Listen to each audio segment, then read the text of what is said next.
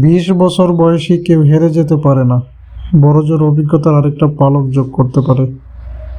আমাদের শিক্ষা ব্যবস্থায় যেমন মাধ্যমিক, উচ্চ মাধ্যমিক, স্নাতক, স্নাতকোত্তরের পর একটা একটা করে সার্টিফিকেট আসে, তেমনি জীবনের প্রতিটা হার এক একটা শিক্ষার ধাপের সমাপ্তি বলে আমি মনে করি। অবশ্যই আমার একদম নিজের বিশ্বাস হলো, হার জিত বলতে জীবনে কিছু নেই। জীবন মানেই অসংখ্য অভিজ্ঞতার সমষ্টি।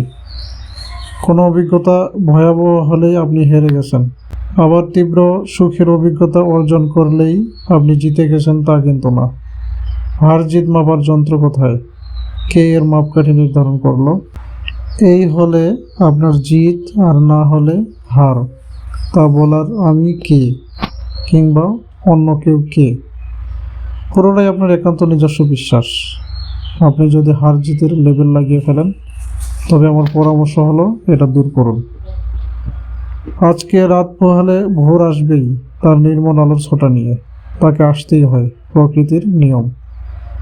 আজ যে ব্যাপারটা আপনাকে পরাজিত বোধ করাচ্ছে, আগামীকাল পিছনে ফিরে দেখবেন এর চেয়ে বড় জয় আপনার আর ছিলই না।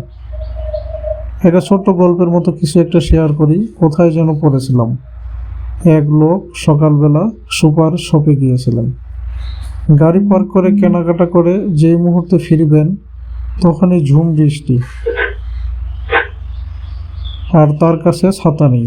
কয়েকটা সেকেন্ডের জন্যই তিনি যেন আটকা পড়ে গেলেন। তার অনুভূতি ছিল এমন, দুর্বার বৃষ্টি জঘন্য। যাই হোক, পরের দিন ছিল সাপ্তাহিক ছুটি। ঘুম থেকে ওঠার কিছুক্ষণ পর নামলো ঝুম বৃষ্টি।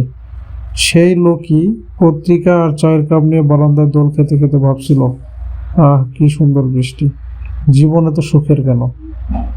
খেয়াল করে দেখবেন বৃষ্টি দুই ক্ষেত্রেই একই রকম আছে। বৃষ্টি কিন্তু বদলায়নি, শুধু তার নিজের অবস্থান বদলে গেছে। ভালো মন্দ, জয় পরাজয় সব আমাদের অবস্থানের উপর নির্ভর করে। আমরা বিচার করি। আজকে আপনার অবস্থানের জন্য মনে হচ্ছে আপনি পরাজিত, কালকে একই জিনিস আপনার কাছে মনে হবে পরম বিজয়। জয় পরাজয়ের হিসাব নিকাশ বাদ দিন, অভিজ্ঞতাকে প্রাধান্য দিন, শিক্ষাকে পর্যবেক্ষণ করুন, নিজেকে জানুন, নিজেকে ভালোবাসুন। আলো আসুক শুভকামনা আপনার জন্যই।